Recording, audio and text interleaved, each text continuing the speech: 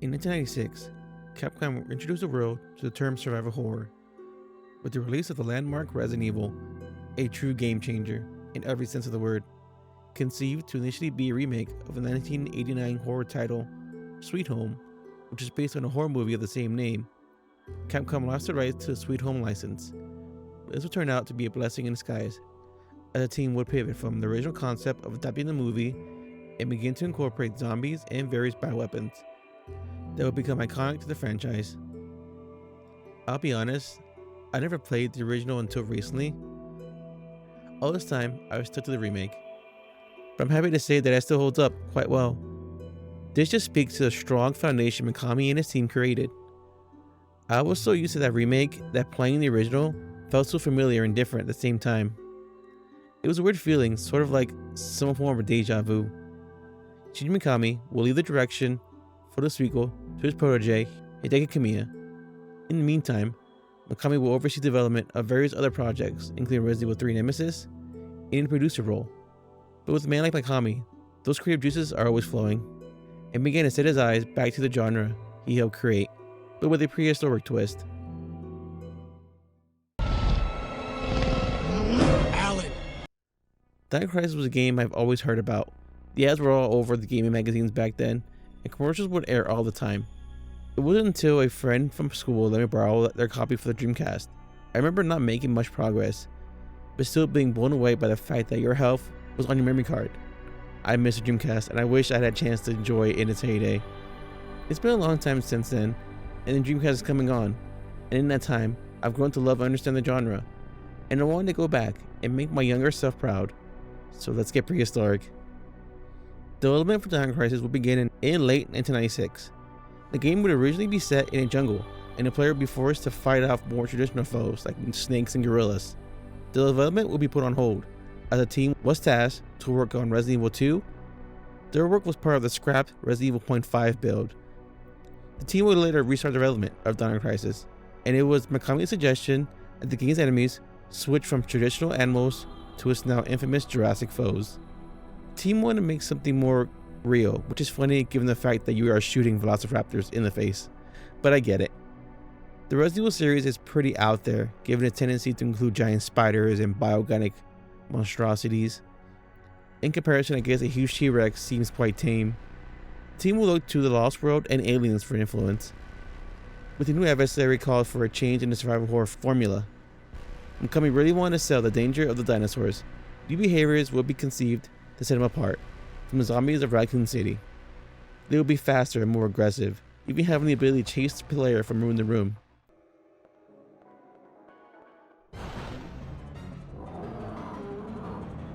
Gotcha, bitch! Having no real reference of how dinosaurs moved, the team would use dogs and crocodiles to create their movements, and lions to help shape their artificial intelligence. Mikami wanted to further flesh out this aspect. He wanted each dinosaur to have their own personalities, and will be designed to understand the player's actions so they can coordinate ambushes. You keep going back to the same save room? Well, Mikami's original vision was to make you pay for being so predictable, which sounds awesome. It would have been a great way to keep you on your toes. However, due to the limitations of the PlayStation 1, this aspect had to be scaled down. The change of enemies called for a new kind of scares, and this would inspire Mikami to call Dino Crisis Panic Horror, instead of the more well-known survival horror moniker. He would describe Resident Evil scares as being in a fun house, and he wanted Dino Crisis to feel more like a roller coaster, by letting the tension build and build, and letting it drop right on your head. The team were looking to make Dino Crisis stand out, and fans of Capcom and dinosaurs had their ears perked. The game would be revealed at the 1999 Tokyo Game Show, and will see the light of day on July 1st, 1999.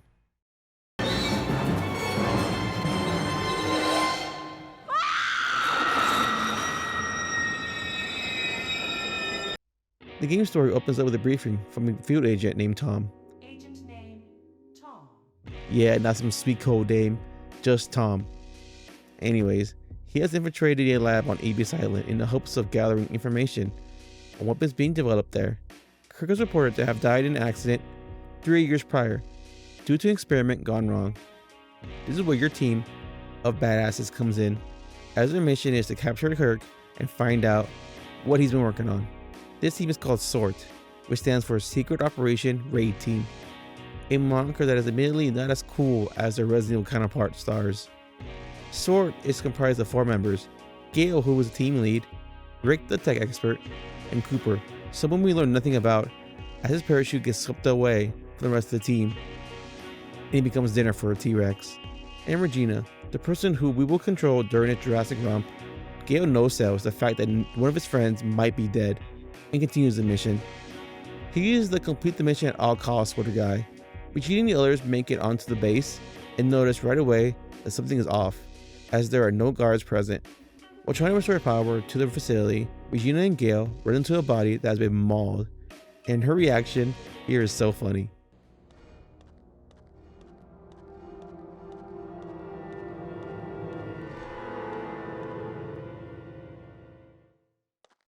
That's disgusting.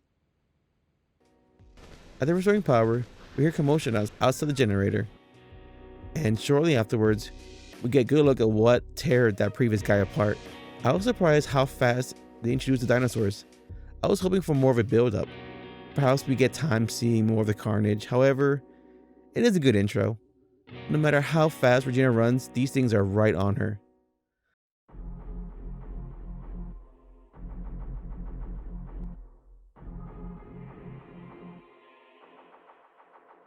I love when she escapes to the next area and she thinks she's safe, only for Raptor to just jump the fence. Even she is surprised by it. After finally getting away, Rick chirps in, only to get chewed up by Regina. Good news! I got the control system back online. What's the situation over there? It's Gale. I lost him. So what's the bad news? Did you run into some guards? You're not gonna believe this. He was attacked by some kind of dinosaur. Now that's a good one. So, who was it? Barney? This isn't a joke, you idiot. We were just attacked by a big-ass lizard.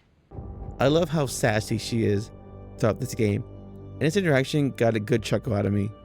Of course, he doesn't believe her, but you still make your way to the control room, where he is being holed up.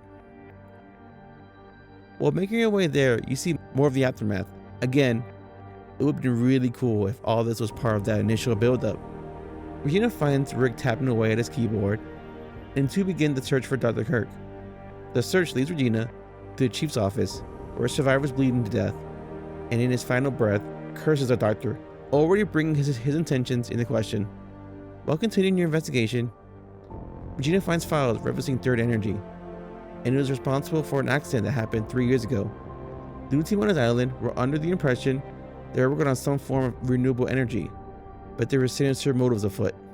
An experiment was conducted not too long ago before your team arrived, and it seemed that played a role in the island's current state.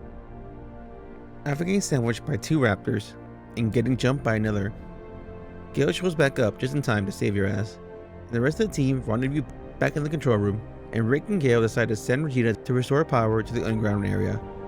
I guess these two need to stand around some more, I don't know.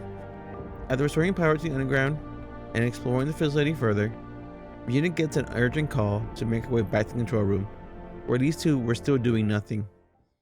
It is here where you get your first choice in the game. During the story, you'll be asked to side with either Gale or Rick. The story doesn't change much, no matter who you decide.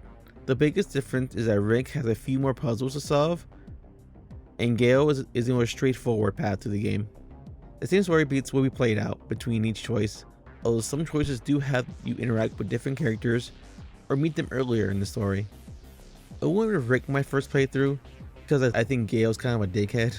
If you decide to go with Gale, you do meet Dr. Kirk earlier, and you chase him down to the labs. Going with Rick, you accompany him in finding their missing teammate.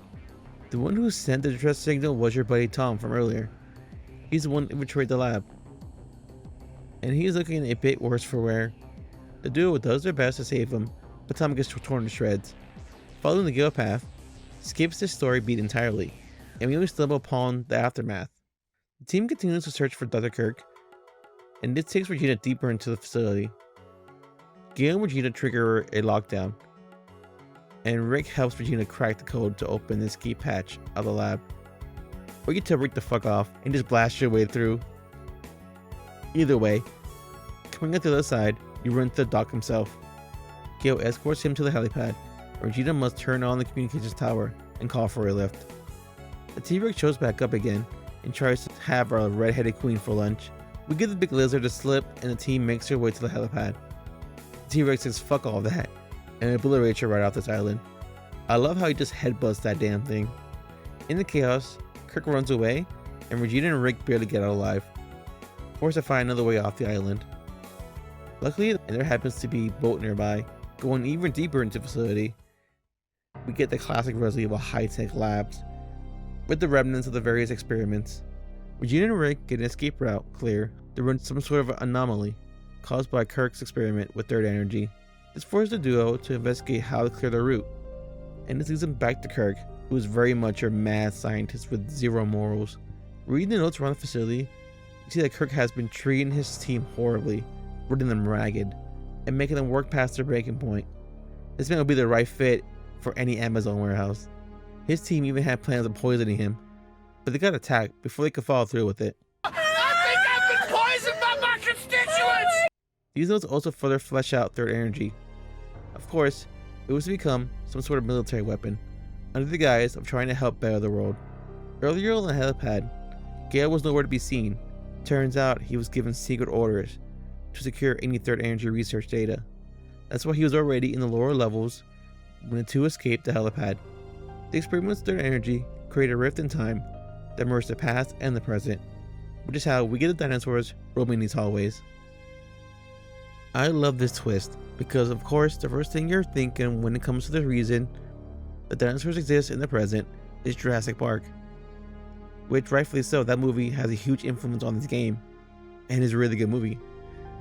And with that in mind, you think some sort of genetic tomfoolery is at play, but to have it be some sort of wacky time travel plot is so over the top and charming and subverts that expectation so well. The only way to clear the way to the port in a shorty island is to overload the generator. This will also clear the team's escape route. To do this, Regina has to recover the stabilizer and initializer. Rook's path will have you clearing a really fun series of puzzles. My favorite is the one that has you remember the different tones and mash them up and have me exercise my musical ear. Gale's is once again just brute force your way through the facility to get the parts. But the best part about this is that they're both in the same room, so it's a lot faster to do it this way.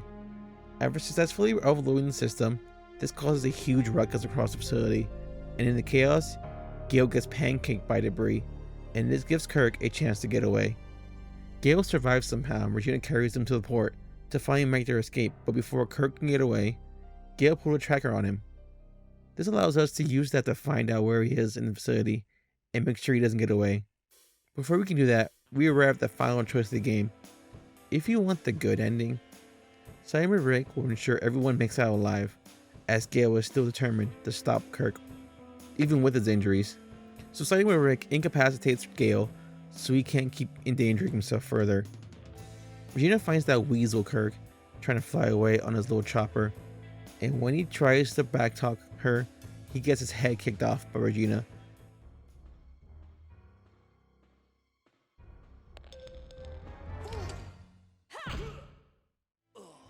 The rest of the team meet up with T-Rex in tow. Shooting grenades at this thing while riding down the speeding elevator is really goofy, and I'll admit, it looks quite impressive for the time. Going for different endings changes this encounter. Ignoring going after Kirk, but still saving Gale, has you going face to face with the monster on the seaport. And there is even a quick time event that is exclusive to this fight. After making it to the chopper and out of the tunnel, Rick drops a bomb right on Lizard's head, and the four ride off into the sunset. After a quick debrief, Regina's primed and ready for her next mission. Damn girl, you don't want a vacation or something? Like, need the money that bad? Beating the game twice also unlocks Operation Wipeout, which is this game's version of the Mercenaries mode from RE. You're given a time limit to clear out a predetermined number of enemies. There's no story to it, but it is a fun diversion if you want to experience more of the game's combat. The story of Dino Crisis is fun. I love a good science gone wrong story, and the time travel angle is really great. Regina's another inclusion in a long legacy of great female survival horror protagonists. She's capable without feeling the need to put others down, but isn't afraid to stand up to her teammates, and she's funny. The rest of the characters play their roles. Gale, the stern military man, Rick, the funny techie who looks out for others, and Kirk, the mustache-twirling evil scientist. Innovative fantasy booking, but imagine how cool it would have been to somehow involve Umbrella in these experiments. That would have shattered so many 90 kids' minds. That sort of crossover would have led to a zombie T-Rex boss battle. Wait, no, we did end up getting that, huh? Oh, never mind.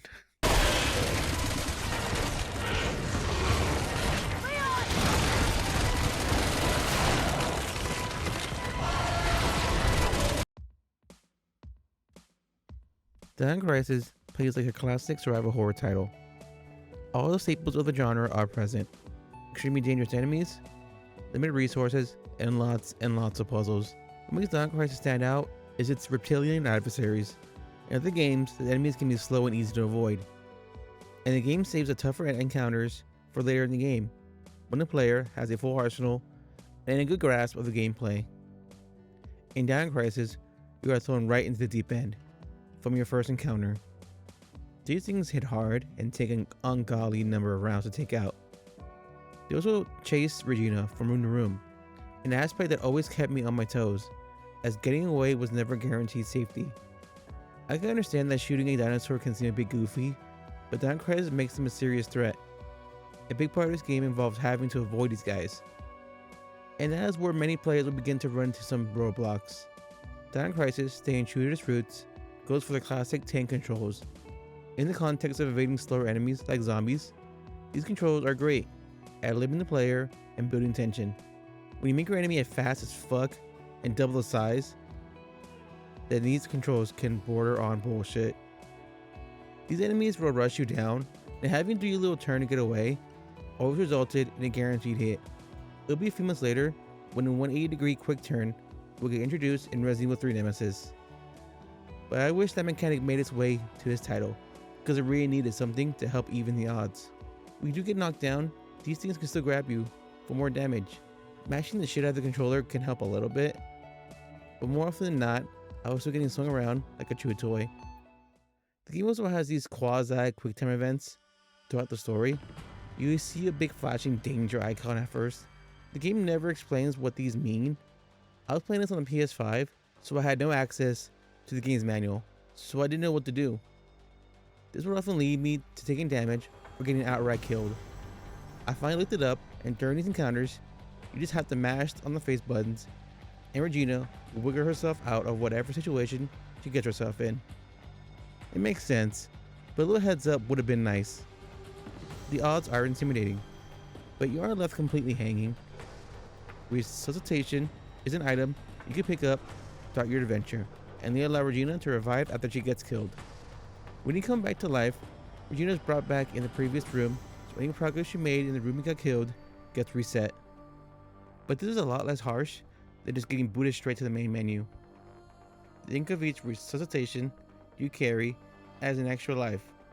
The ability to save is no longer another item to manage, so feel free to save to your heart's content, which I did. I think if this game did incorporate something like ink ribbons, there would have been a controller-sized hole in my TV. The moniker of Panic Horror makes sense, and it all starts with the choice of making dinosaurs the main antagonist. The lumbering zombies do induce a good sense of dread. They begin to lose that fear factor over time. That's why the introduction of the hunter or licker in those games is so effective. But in Dino Crisis, you feel like you're always being hunted. Whenever I had a good stretch of time where I felt safe, it was always cut short by a surprise attack or new enemies appearing in previously explored or cleared rooms. I would savor any sort of safety I would find. Those danger moments also add to the tension, although they do lose their luster during subsequent playthroughs. With all that being said, that doesn't mean Regina is completely helpless. Her arsenal is immediately quite shallow when compared to her contemporaries, but it gets the job done. Starting out, she is armed with a standard pistol, and shortly afterwards, you find a shotgun. Each of these weapons has parts you can find by going off the beaten path and memorizing a few key codes. These will boost your weapons' attributes like damage, fire rate, and accuracy. Towards the end, you also find a grenade launcher, or what this game refers to as a grenade gun. It also has its own set of upgradable parts. Each weapon also has different kinds of ammo you can equip. The pistol will have the standard bullets and Smith & Wesson rounds. You can get a handful of these, but they are noticeably more powerful. Same goes with a shotgun and grenade gun, each having a standard ammo and a more powerful but rare alternative. I do wish this game gave Regina a machine gun. We see the rest of the team have one, so I know they had an extra one in that chopper. You could also go non-lethal and use tranquilizer dart. These are the only type of ammo that you can craft. The stronger variants are able to take down a dino in a single shot, while the weaker darts will take a couple more. The time they are incapacitated can range from a few seconds to I want to say about 8 minutes, give or take. These darts are good at taking out enemies quickly, especially if you just go into a room real quick to grab something you forgot. And being able to craft them will be a lifesaver when you are low on ammo or feeling a bit frugal. There's also a poison darts, and they are a one-hit kill, but I think only saw about maybe 5 of them, maybe 3 in the whole game, and they can't be crafted, at least to my knowledge. The combat is standard for the genre. There is an auto aim system that works about 90% of the time. It does have this weird tendency to keep aiming at fallen enemies, and when you have 2 dinos coming at you, this can lead to some cheap damage. Regina does have the ability to walk backwards and forwards while still locked on. Regina must stand still when firing her weapon. The fixed camera can make it hard to see what you're aiming at. This has been a flaw of the system since the beginning. It's one of those things of how much you can tolerate. It can really depend on your love of the style of game. You can use audio cues to tell if you are hitting your target, or just use the tried and true method of running past everything. The enemies rush at you immediately, and you have a limited window to defend yourself. Gunfire can stagger or drop enemies for a second, giving Regina time to squeeze past them, but it was still rare for me to get through an encounter unscathed. When you do decide to stand and fight, and you manage to take an enemy down, make sure to look for blood that will pull around a down enemy. This will let you know the enemy is dead. It's a great visual indicator. Mikami borrowed from Resident Evil, and you'll pay for it if you aren't paying attention. The status menu doesn't have any sort of indicator of where your health is sitting at.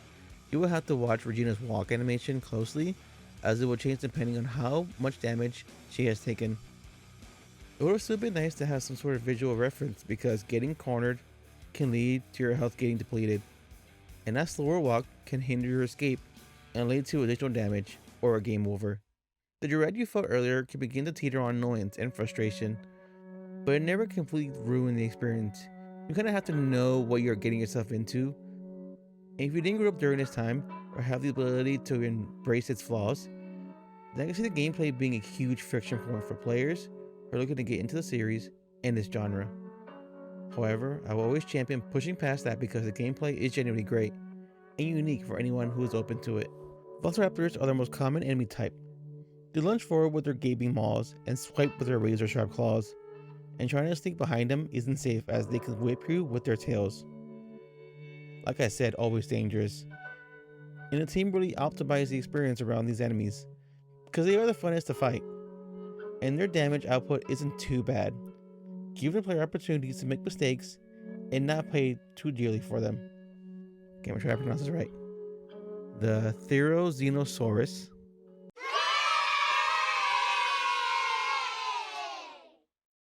is a stronger variation. Their bigger frame lets them take more damage, and they know it too, since these bad boys can charge right at you. When you get down to the lab, these chunky boys take up entire hallways, which can make trying to run past them tough, and it is where that frustration I was talking about earlier starts to rear its ugly head. And there was always 2 of them, making any chance of escape near impossible. I feel like whenever I did get away, it was pure luck and not my own skill. I recommend stocking up on sleeping darts to make these treks back to their labs less painstaking. Compies, those small chicken-sized dinos from that beach scene in the Lost World, and they're typical bullet fodder and easy to avoid. It was fun picking them off with a pistol. I wish I showed up more though, just to change it up. The team probably had plans for these little guys, but had to scrap them for time, because it is weird that they only show up twice. The pteranodon, or pterodactyls, are the game's flying enemy, swiping at you from above, or just simply picking up Regina and dropping on her head. They can be easy to just run past, and I never bothered fighting them since they never blocked any crucial path. And I didn't want to waste the resources. Again, there's another enemy I feel had more potential, but was only relegated to a few outdoor areas.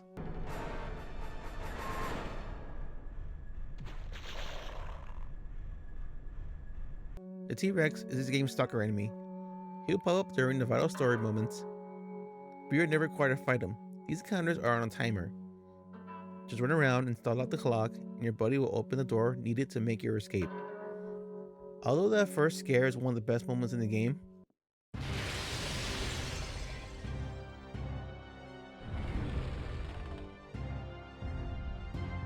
you've got to be kidding me.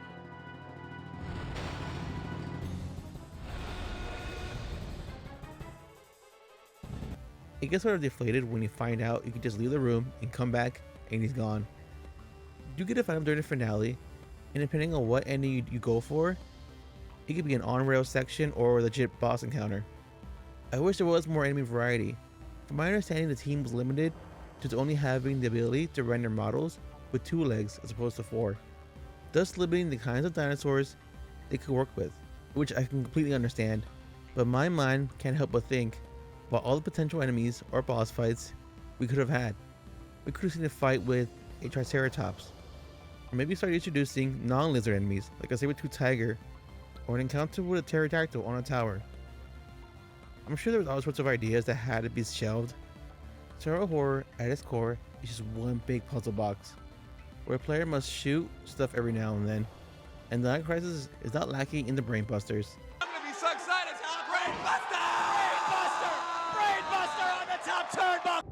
There is, of course, the standard find code in a memo and use set code on a locked door. In other games, you will have a convenient tab in your menu where you keep all those important files, but in Dino Crisis, there is no such tab. You must either memorize any codes you come across or take out a pen and paper and write them down, which is what I did. Speaking of codes, a big roadblock you come across are these DDK doors. To get access, you must collect both the input and output discs for each door.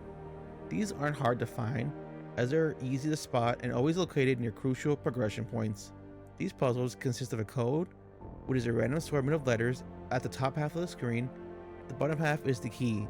These are the letters that you need to eliminate from the top. Once again, a pen and paper will come in handy. The first few are easy and will have you feeling good about that big smart brain of yours, but the game will start to introduce numbers in place of letters, and it can be frustrating at first because I believe the game does a bad job explaining how to solve these harder variations. Make sure to read any memos that are nearby and read them carefully. The difficulty does make them incredibly satisfying to solve. Answers don't change, so keep those answers close by to make that second run fly by. The variation of puzzles is great, especially if you follow the Rick story path. I must insist you please try to refrain from using any sort of guide or walkthrough, since doing so will take away a big aspect of these games, which is that aha moment. Although for some, these puzzles will test your resolve, most notably the push puzzle that you have to do on the way to the helipad. The solution isn't too hard to figure out. It just does that thing where in order to reset it, Regina has to leave the room and come back in, which makes the section so tedious. This game also nails the scavenger hunt. These challenges really help you memorize the facility, and it's very exciting to explore more of this environment. My favorite is having to rewrite the keycard to get into the lab, and for the generator for the finale of the game. Each consisting of an employee ID number you need to find and set employee's fingerprints. The backtracking can be daunting at first, but before you know it, you'll begin to get your bearings of your surroundings, and knowing which shortcut to take becomes second nature. Each floor acts like its own dungeon, for lack of a better term, each presenting its own challenges. I love this design since it's easy to track your progress. There is a reason this design philosophy has remained the same throughout the years. It's because it works so damn well. Exploration can be boiled down to one thing, which is press X on any objects you think has any sort of importance. To be fair, it is more than that. But you'd be lying if you never just mashed the interact button at everything whenever you got stuck. There was a few vents Regina can climb into, which can serve as a safer means for traversal. The downside is that these vents are not readily available, so knowing when to utilize them is key. So you still need to plan out your routes. Later in the game, Regina can use these laser shutters to trap any pursuing enemies. It isn't a permanent fix, since eventually you will have to run your way back through the same hallway, so it becomes another layer of strategy and navigation. It didn't take until almost at the end of my second playthrough until I figured out that you can shoot at enemies through these shutters. Resource management is also a key component, and I already felt the pressure to preserve my ammunition. I always felt like I was on the verge of running out of bullets, and only had just enough to make it to the end of the game. Resources can be found lying around, but a good bulk of these items will be found inside these color-coded lockers. Dino Crisis ditches the universal item boxes of the Resident Evil series. These boxes aren't normally located in any of the various save rooms, but instead scattered around the map, and a map won't mark these either, so do your best to make a mental note and remember what you stored in these boxes. These boxes are not available as soon as you find them either. Instead, Regina must find plugs to access them, and some lockers require multiple plugs to open. The developers aren't complete masochists, as you can still access the contents of any previous box you have opened, but only if they share the same color. For example, I can't go rummaging inside a red box and try to grab a heal I stored in a green box. Regina has a good amount of inventory herself, and your key items won't take up any space as they have their own separate inventory menu, which really helps at cutting down on backtracking and keeps the momentum moving forward. If you are used to the universal item box, having to unlock these feature can seem a bit daunting, but I promise you it really isn't that bad. The plugs to open these boxes are always nearby. I recommend you check every dead body and push every shelf. Like I said earlier, when in doubt, mash X on stuff, and that extended inventory is a huge help, and not having to worry about which keycard to carry on you is very nice. A lot of what you'll be picking up will be some sort of mixing agent. These can be used with other items to enhance their properties or multiply their quantities. These aids will help to make the most out of your items.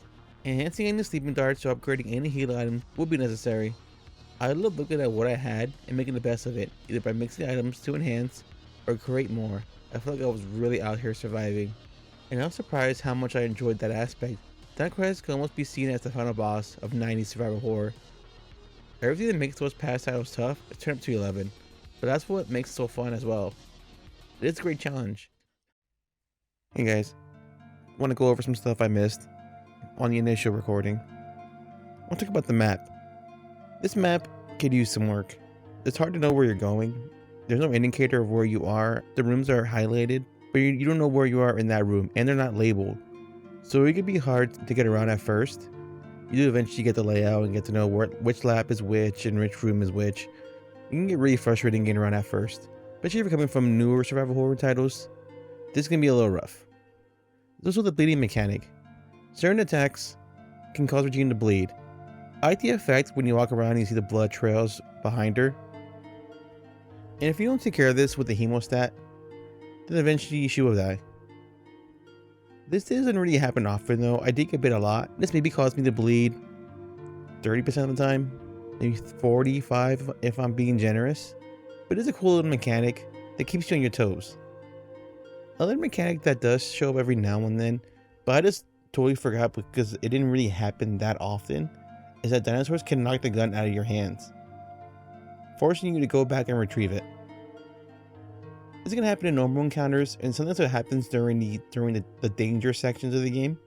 And when it does happen, it can induce a sense of panic, so I really wish they really flesh this out further. And now that we're done with that, let's move on from gameplay.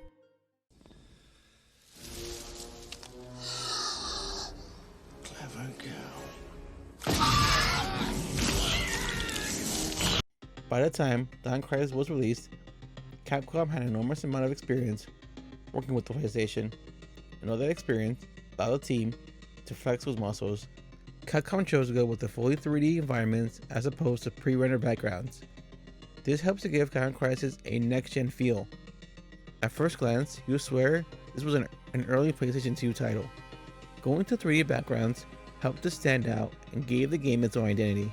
I'll always have a place in my heart for those pre-rendered backgrounds. Its limitation really helped give a survival horror genre its identity, so to change such a pillar of the genre is admirable. I was afraid this change would make the environments feel clean and take away from the horror, but I'm happy to see that that isn't the case.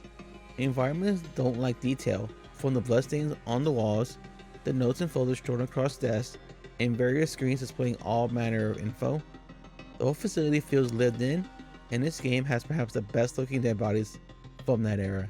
These people got torn up, and Capcom isn't afraid to show every gruesome detail. I was afraid that important items or documents would get lost in these environments, but Capcom helped them stand out by putting them in these bright yellow or red folders. Looking at items you can pick up like ammo and any key cards float and spin around like in Metal Gear Solid, making them easy to stand out. The lighting is also impressive. There is hallways that ooze atmosphere. My favorite is the hallway leading to Kirk's office. I turned the corner and I was so impressed at how good this looked. And I love little details, like the bugs that buzz around the lamps, and Regina's hot breath when she's in the cryo lab. I also love this shot going to the x-ray machine. I wish Regina could just burst through, like Arnie in Total Recall. The fixed camera angles look great and do help to create that feeling of being stalked. And in some of these shots have this great tracking effect, a technique that will be also utilized in Resident Evil Code Veronica. The character models also look great. Regina's red hair and black tactical suit are iconic, and has even showed up in other Capcom titles. Being in the game unlocks alternate costumes, my favorite being the ancient suit, which has Regina looking like a cave woman. The gun models also change with this suit. My favorite is the grenade gun turning into a big fish. Capcom also know the look of the dinos. Their animation when they run after you is terrifying, and when you get a hold of Regina, they really show off how powerful these animals can be. My favorite is when you catch one of these snoozing, and Regina startles them awake, or if you're really quiet, you can avoid waking them up. And I love the detail of their stomachs going up and down. Not only do the enemies look great, but they sound good as well. The sound team over at Capcom took the Jurassic Park approach and mixed in various animal noises like elephants, lions, and alligators, and blend them together to create sounds that resemble those found in the movies. This dedication to getting these sounds correct gives the game a big budget feel and makes the enemies feel more than just a gimmick.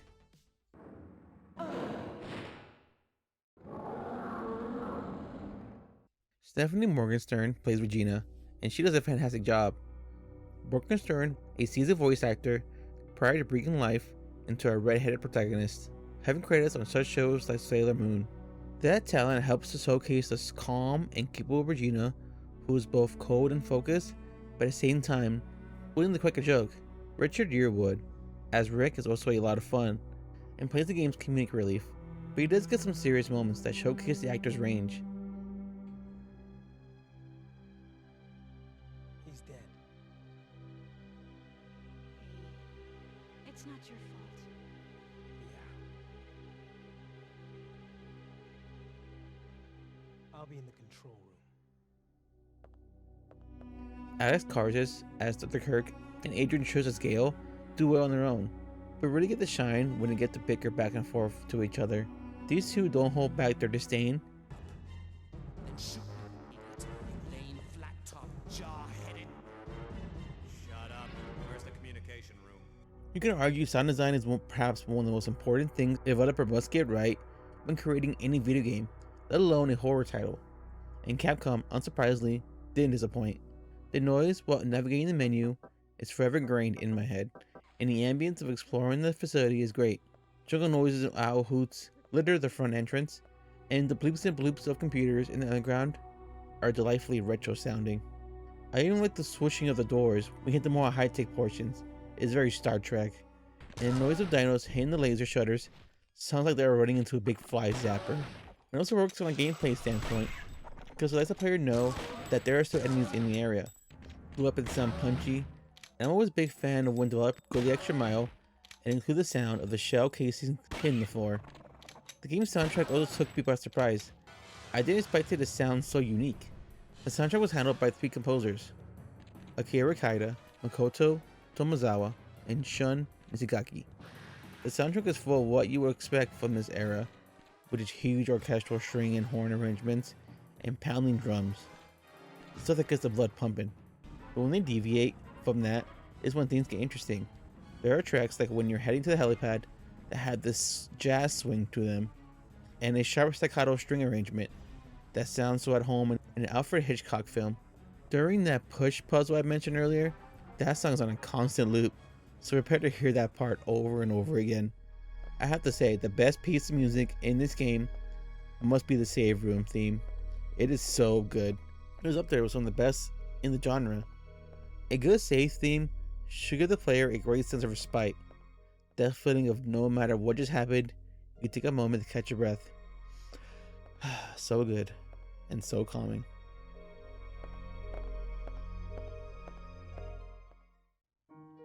The series would continue with a sequel that following year that took more of an action approach, which is par for the course for Capcom.